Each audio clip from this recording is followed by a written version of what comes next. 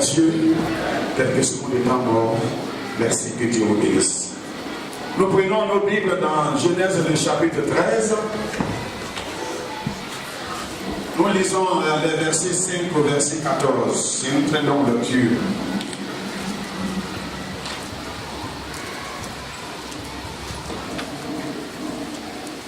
Genèse, le chapitre 13, les versets 5 au verset 14.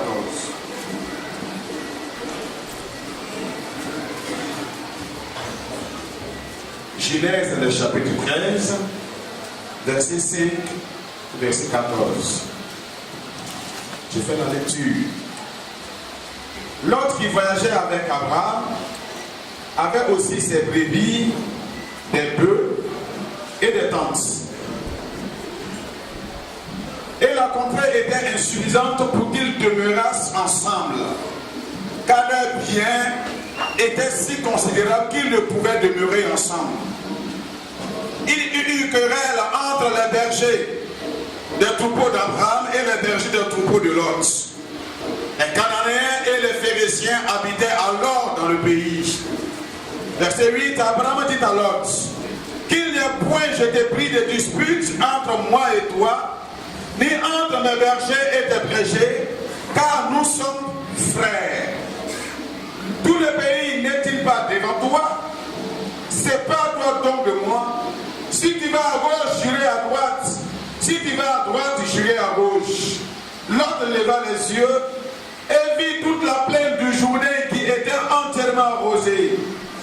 Avant que l'Éternel eût détruit Sodome et Gomorrhe, c'était jusqu'à soir comme un jardin de l'Éternel, comme le pays de l'Égypte. Lot choisit pour lui toute la plaine du Jourdain et il s'avança vers l'Orient. C'est ainsi qu'ils se séparèrent l'un de l'autre. Verset 12. Abraham habita dans le pays de Canaan et Lot habita dans les villes de la plaine et dressa ses tentes jusqu'à Sodome.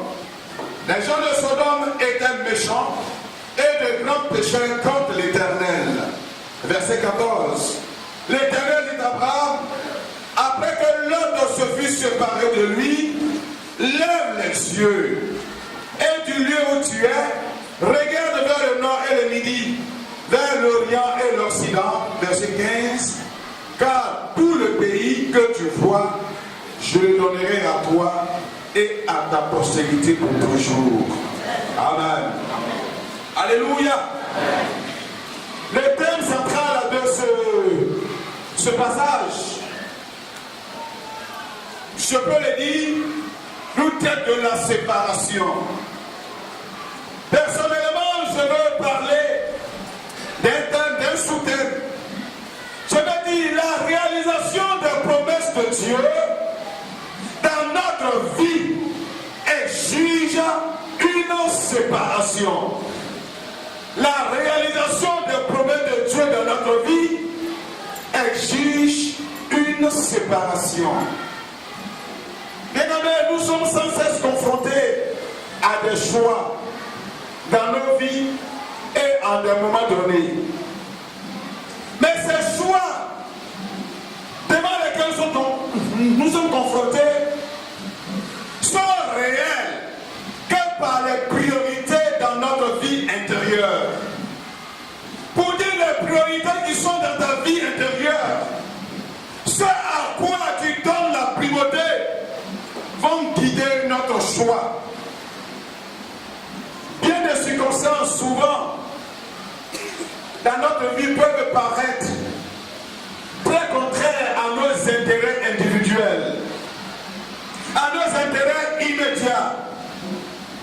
Pourtant, à long terme, lorsqu'on va analyser ces circonstances, nous trouvons que ces circonstances sont positives, sont utiles pour nous.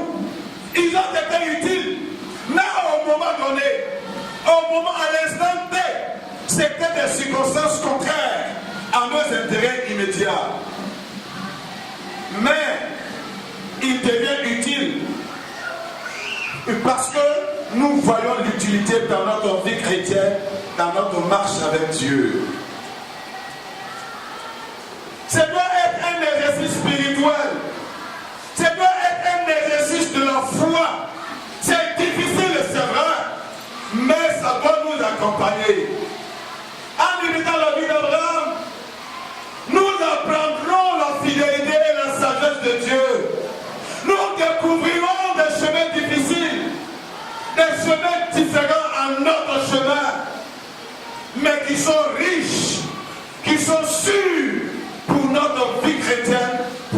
foi et pour la maturité de notre vie spirituelle.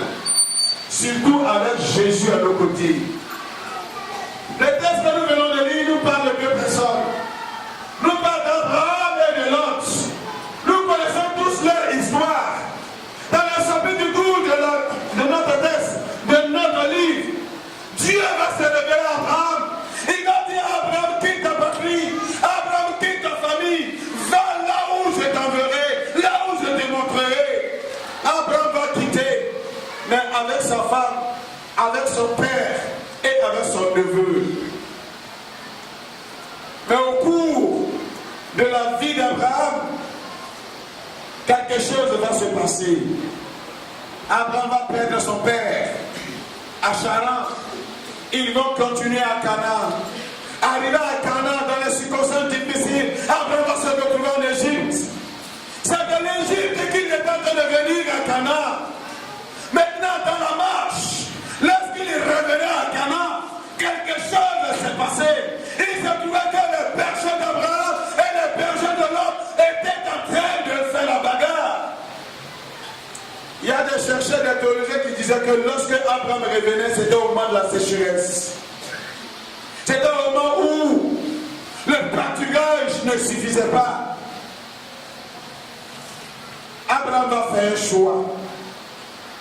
Il serait obligé, il serait en face d'une situation qu'il doit faire un choix.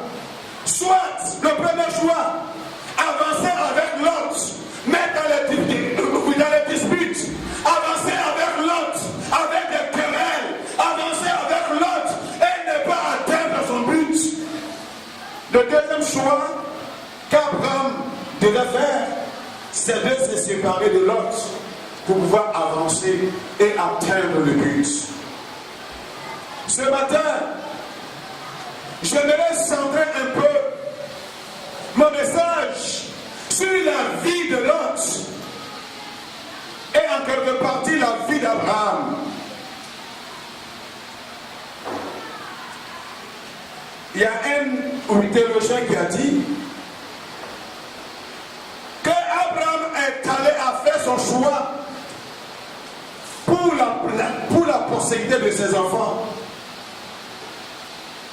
Lot a regardé la verdure, Lot a regardé la plaine, et Lot a choisi la plaine pour le pâturage de ses brebis ou de ses brebis.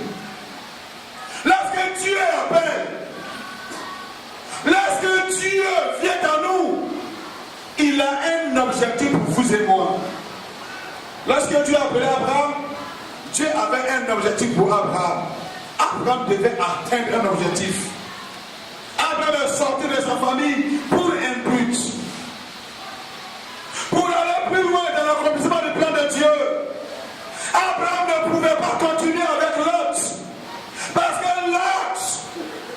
Lot typifie le chrétien charnel. Lot, il symbolise le chrétien qui est charnel.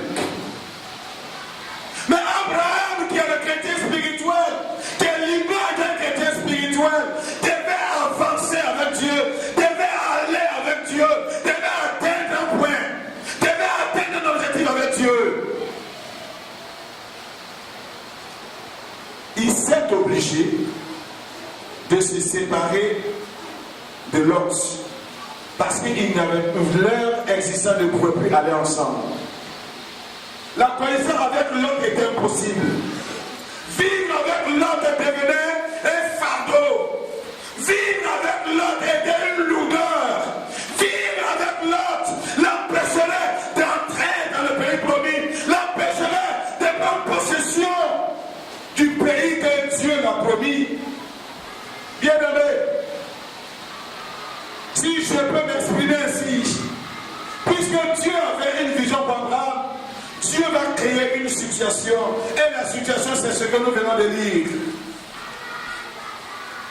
Pour avancer, bien-aimé, dans le chemin de notre croissance spirituelle, pour voir les promesses de Dieu se réaliser avec nous, pour voir les promesses de Dieu dans ta vie, sur le plan individuel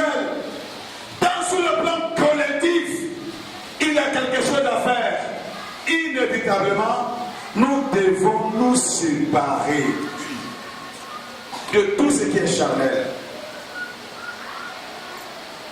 Si nous ne nous séparons pas, bien aimés, ce n'est pas évident que nous puissions voir les promesses de Dieu s'accomplir. On a appris les chanter ce chant et nous allons les chanter. Ce que sa bouche dit, sa main l'accomplit. Dieu t'a fait une promesse. Dieu t'a appelé pour un but. Dieu t'a sauvé pour quelque chose. Si tu ne connais pas le métier de ta vie, je te le dis aujourd'hui, Dieu t'a sauvé, c'est pour que tu puisses le louer, c'est pour que tu puisses l'adorer, c'est pour que tu sois une race mise à part pour la gloire de Dieu. Mais pour que tu arrives à être une race mise à part, un individu mis à part, pour que tu sois le saint de la terre, tu as besoin de te séparer. Tu as besoin de te séparer. Quand on lit dans l'Hébreu chapitre 12, il est dit sans la sanctification, nul ne peut voir Dieu. Sans la séparation, bien-aimé, nul ne peut voir le Seigneur. La séparation, c'est quoi? C'est être mis à part. C'est trier des choses de même nature et les mettre ensemble. Jésus l'a fait à la croix du Calvaire. Par son sang, il nous a mis à part. Par son sang, il t'a choisi, il m'a choisi pour que nous puissions développer et montrer aux yeux du monde son amour. Alléluia. Est-ce que tu le sais? Que Jésus t'a choisi. Jésus a fait la séparation d'avec le monde par son propre sang, Père. Par son corps, il a été flagellé pour que tu sois mis à part. Pour que tu arrives à bénéficier des promesses de Dieu. Pour que tu arrives à entrer dans les promesses de Dieu. Tu as une part de responsabilité, c'est pas toi. Il y a des facteurs qui peuvent nous amener à ne pas nous séparer. Il y a des facteurs qui peuvent nous empêcher de nous séparer. On le voit dans la vie de Lot. Il est dit au verset 7 que Lot et Abraham, ils allaient ensemble, ils voyageaient. À un moment donné, il y a eu des disputes, il y a eu de la querelle entre ses bergers et les bergers d'Abraham. Premier facteur, la querelle, les disputes. Il se peut que dans ton cœur, il se peut que dans ta vie individuelle, dans ta vie secrète, il y a de la dispute, il y a de la querelle entre la chair et l'esprit de Dieu. Il se peut que là où tu es assis, tu es en train de chercher à savoir pourquoi je suis comme ça. Pourquoi ça ne marche pas? Il y a de la querelle. Mon ami, mon frère, ce que je te conseille, c'est de marcher selon la parole de Dieu. Ce que je te conseille, c'est de ne pas entrer en querelle avec Dieu. Beaucoup de personnes sont en querelle avec Dieu. Ils sont en querelle avec eux-mêmes. Ils sont en querelle avec la famille. Ils sont en querelle. Il y a de la dispute. Ce matin, arrête cela. Arrange ta vie. Que les disputes cessent maintenant. C'est un facteur qui peut t'empêcher, qui t'empêche à te séparer. Le deuxième facteur, verset 10. Il a dit lorsqu'Abraham a dit à Lot qu'il n'y ait pas de dispute entre nous, qu'il n'y ait pas de la querelle entre nous. Regarde devant toi. Lot automatiquement a levé les yeux et a regardé. Le regard. Nous regardons souvent le monde. Nous regardons souvent ce qui nous entoure. Nous regardons souvent nos frères, l'environnement. Nous regardons souvent à des facteurs. Et qu'on dise on ne peut pas, tu peux bien aimer, que le regard ne t'amène pas à ne pas te séparer. Qu'est-ce que tu vois devant toi? Les belles fleurs de ce monde. Souvenez-vous que l'autre a choisi la plaine, là où il y avait la verdure. Mais Abraham est allé de l'autre côté.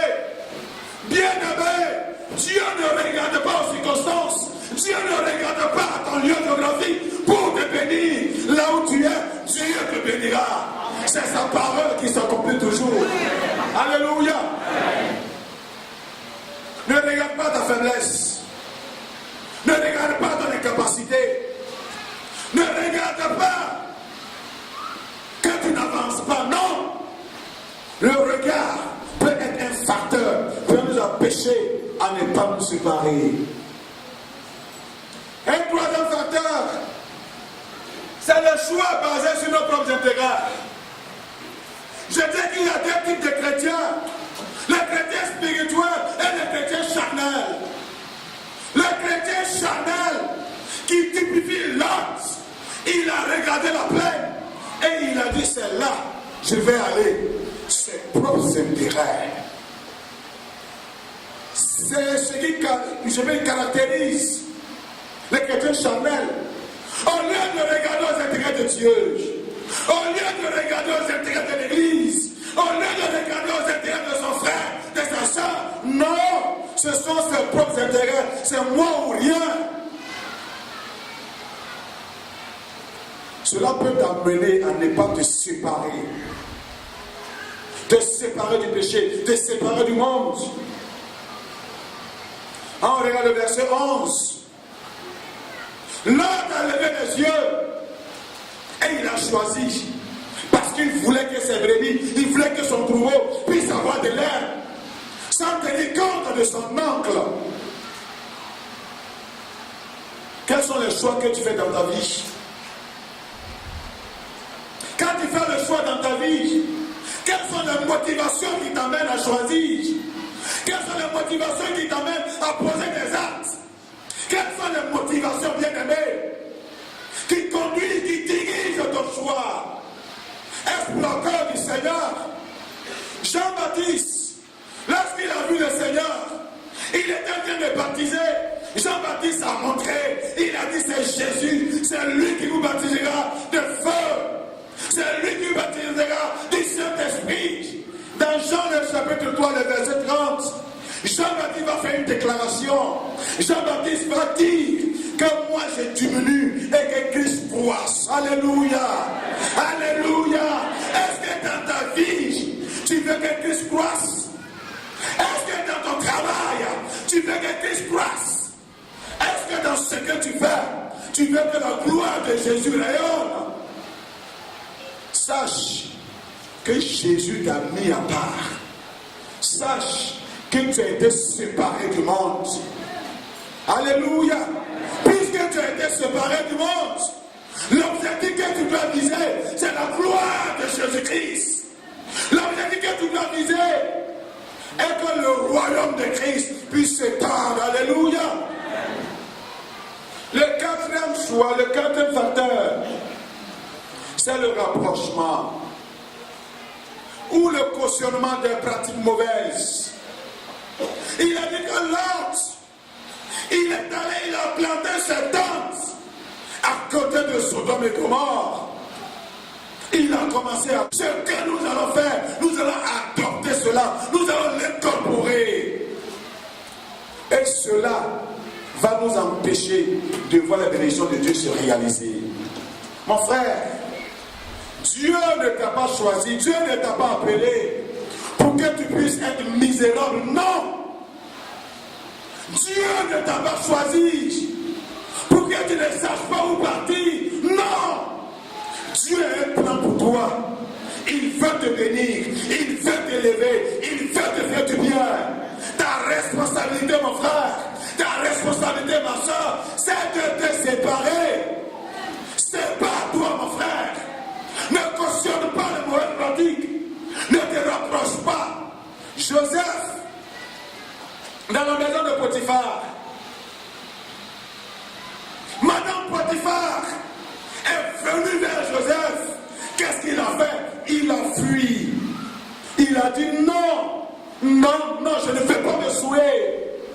Daniel, lorsqu'il était dans la maison du roi, Daniel s'est résolu de ne pas se souiller. Il n'a pas cautionné, il n'a pas accepté, il s'est mis à part. Alléluia, alléluia. Tu veux te mettre à part, tu as peur de ton voisin. Tu veux te mettre à part, tu as peur de ton papa. Mon frère, la vie chrétienne, elle est individuelle. Le salut est individuel. Si tu as peur de tes parents, tu rendras compte. Si tu as peur de ton entourage, tu rendras compte. Ce que Dieu te demande ce matin, c'est pas à toi. Si tu veux voir les promesses de Dieu, c'est pas à toi. Alléluia. Le quatrième facteur, cinquième facteur, c'est l'éloignement. Nous avons des jeunes gens, des jeunes frères qui s'éloignent de la présence de Dieu, qui s'éloignent de leurs frères, qui s'éloignent de leurs sœurs. Quand on s'éloigne, quand on se retire, c'est pour se plaindre. Tu es là, c'est toi qui essaies. C'est toi qui es fidèle. Tu te éloignes des gens. C'est un facteur qui va t'amener à ne pas te séparer du monde. Alléluia. Le passage nous disait ici que lorsque le lion vient attaquer un troupeau, le lion rugit et le troupeau se disperse. C'est celui qui est seul, qui est mis à part, qui est seul du tout, qu'on attaque. Le diable vient flirter devant toi des choses et tu te mets à côté. L'éloignement est un facteur dangereux qui peut t'amener à ne pas atteindre ton objectif. En deuxième grand point, je vais parler des conséquences de celui qui refuse de se séparer. Le fait que les gens de Sodome et Gomorrhe étaient méchants et des grands pécheurs contre l'Éternel, Lot n'a pas vu cela. Lot a vu le plein. Lot a vu les conditions de ses troupeaux. Lot a vu son intérêt égoïste. Lot a vu sa motivation et Lot est allé se mettre à côté des jeunes qui étaient des pécheurs, les ennemis de Dieu. Si tu refuses de te séparer, ce qui t'attend, c'est l'épuisement spirituel. Tu seras épuisé, tu ne feras pas.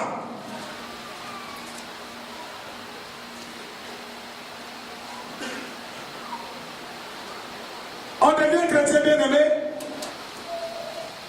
Le chrétien est celui qui compte sur Dieu. Parce que Dieu met en nous sa capacité. Dieu nous donne de l'intelligence.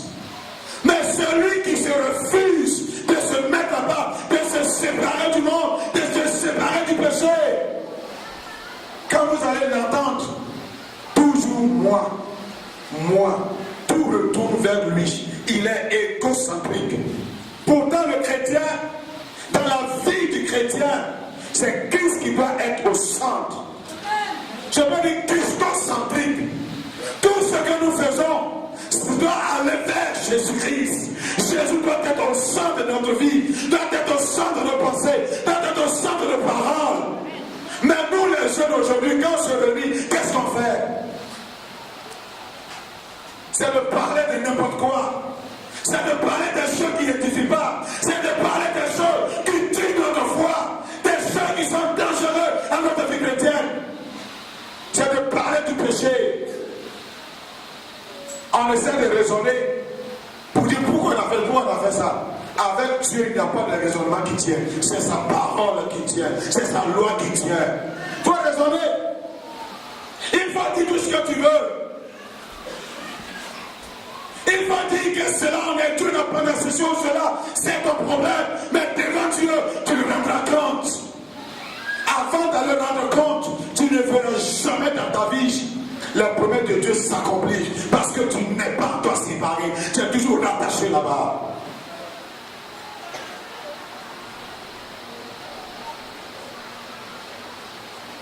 Je n'ai conscience meurt à petit feu. Des gens qui vont s'asseoir avec les infidèles, qui vont s'asseoir avec ceux qui ne connaissent pas le Seigneur, qui vont s'asseoir avec les ennemis du Seigneur.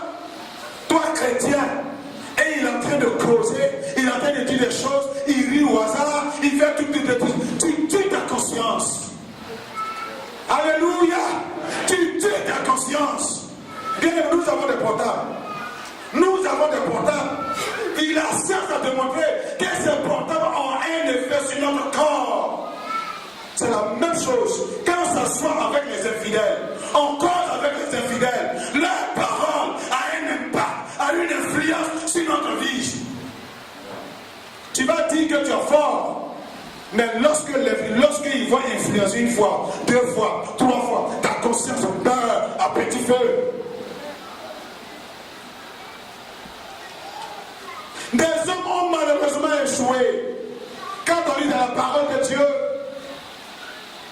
ils ont échoué, ils avaient des talents, ils avaient des dons, ils étaient puissamment utilisés par Dieu, mais d'autant plus qu'ils ne se sont pas séparés, d'autant plus qu'ils ont des compromis avec le monde, avec le péché, ils ont échoué. Ce matin, Dieu ne veut pas que tu échoues. Dieu ne veut pas que tu échoues. Dieu veut que tu réussisses. Et qu'à travers de ta vie, les gens vont gloire à Dieu. Au travers de ton travail, on va gloire à Dieu. On dit Jésus est roi. Parce que Jésus va faire, il va faire encore. Alléluia. Dieu ne veut pas que tu échoues. Samson, quand on lit dans le livre des juges, qu'il avait l'onction sur lui, qu'est-ce qui est devenu après? Il s'est amusé avec le péché. Samson a échoué. Salomon a échoué au soir de sa vie. Saül a échoué parce qu'il y a eu quelque chose. Ils ne se sont pas séparés. Ils ont traîné dans leur vie des tas, des légèretés. Ils ont traîné dans leur vie des choses qui les ont rattrapés demain. Ce matin, si dans ta vie, il y a encore des légèretés, enlève cela. Dieu veut que tu l'enlèves parce qu'il veut te faire du bien. Dieu veut que tu l'enlèves parce qu'il veut t'envoyer très loin. Il veut t'envoyer très loin. Il veut t'envoyer très loin. On parle aujourd'hui d'Abraham, on parlera de toi. Si tu ne te mets pas pour le Seigneur, comment se séparer du monde et de la convoitise de ce monde? Notre troisième grand point.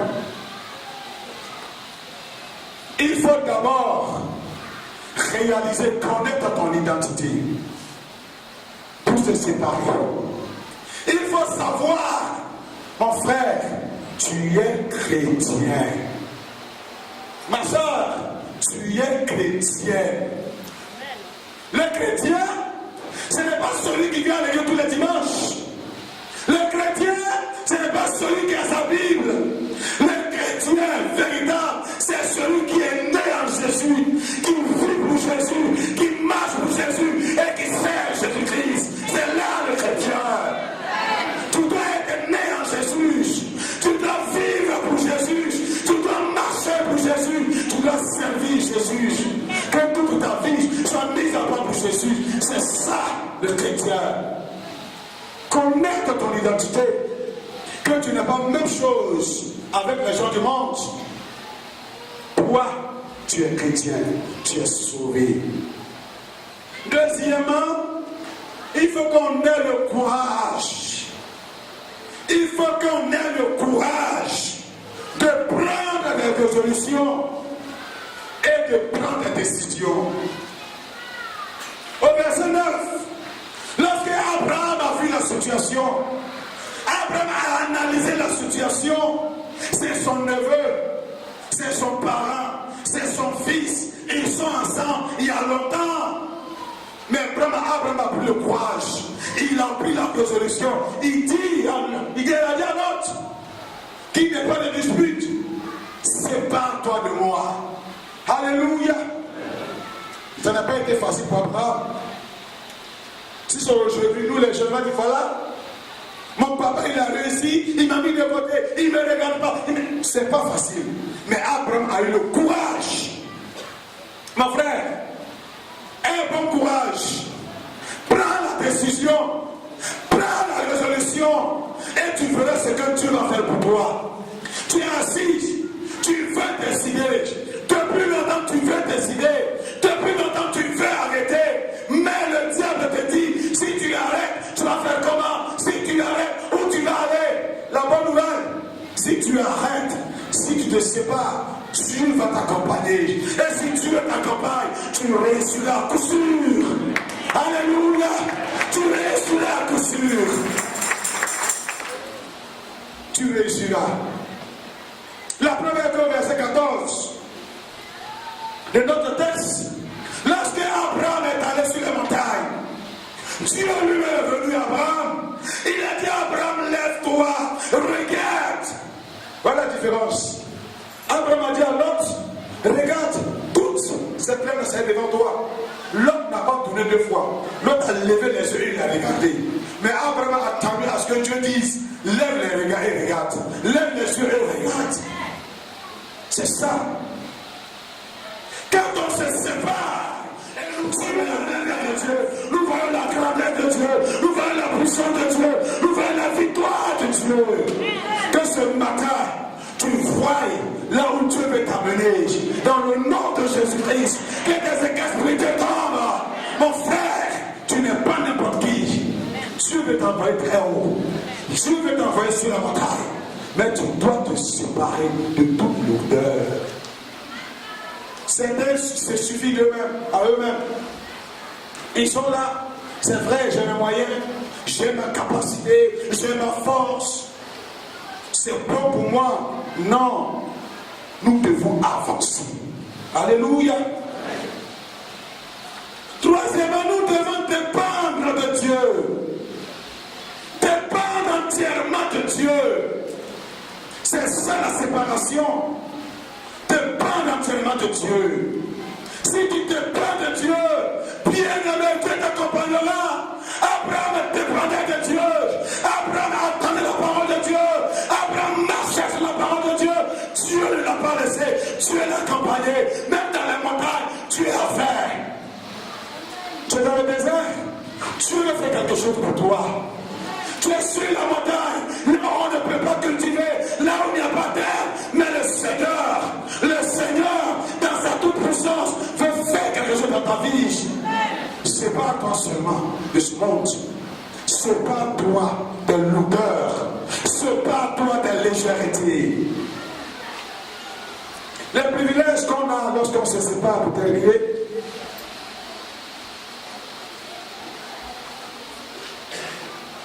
Lorsqu'on a lu le texte, au verset 14, Abraham s'est séparé de Lot. Abraham est allé sur la montagne.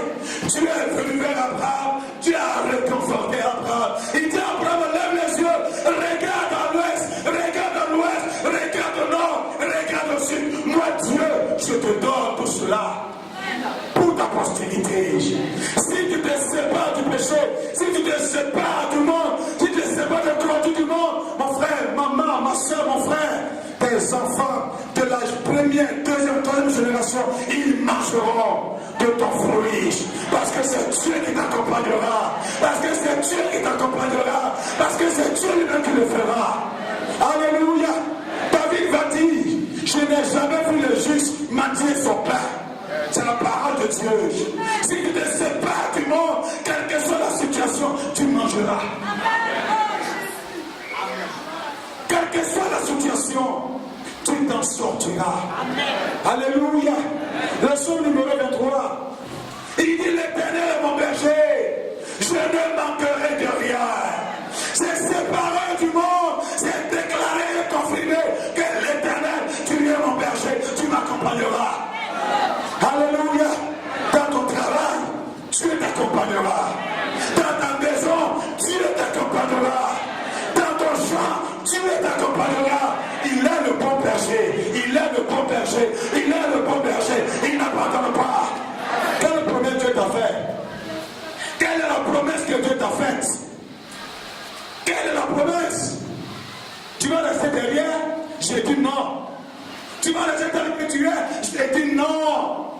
tu avanceras. Il a dit dans Deutéronome 28, je bénirai l'œuvre de tes mains, je bénirai ton petit, ton gros bétail, je bénirai ton argent. C'est la parole de Dieu. Que le Seigneur te bénisse, que le Seigneur te bénisse. Toi qui es méprisé par les hommes, tu es méprisé par les femmes, on ne te considère pas. Mais mon frère, de la poussière, Dieu nous retire pour nous faire asseoir avec les grands de ce pays. Alléluia. Reçois maintenant, reçois maintenant, reçois maintenant, que le bon te sauve, que de la poussière, Dieu te retire et te fasse à toi. Mais sépare-toi. Sépare-toi de l'autre. Sépare-toi de l'autre. Sépare-toi de la vie charnelle. Sépare-toi du péché. Sépare-toi de la convoitise. Et tu verras ce que Dieu a fait pour toi. C'est sa parole. Deuxièmement, quand on se sépare, Dieu nous accueille. Dans 2 Corinthiens, verset 6, chapitre 6, le verset 17, l'apôtre Paul dit aux Corinthiens, séparez-vous et l'Éternel vous accueillera. Si tu te sépares, les gens vont t'abandonner, tes collègues vont t'abandonner, ta famille va t'abandonner, tout ce que tu as, tu vas perdre. Mais ce qui est intéressant, c'est que le roi des rois, le Seigneur des seigneurs, Jésus ressuscité, t'accueillera. Alléluia. Troisièmement, pour terminer, lorsqu'on se sépare, on est conduit par Dieu lui-même. Dieu lui-même nous accompagne. Dieu lui-même nous conduit. Dieu lui-même fait son travail. Lorsqu'on se sépare, dans nos combats spirituels, Dieu prend le contrôle. Le chapitre 14, chapitre 15, lorsque Abraham s'est séparé de Lot, après le chapitre 14, les rois sont venus. Les rois se sont ligués contre Abraham. Mais Abraham les a combattus. Abraham a remporté la victoire. Lorsqu'on se sépare, la séparation d'avec le monde nous assure la victoire de Dieu. Que le diable se lève ou pas, mon frère, la victoire de Dieu est assurée.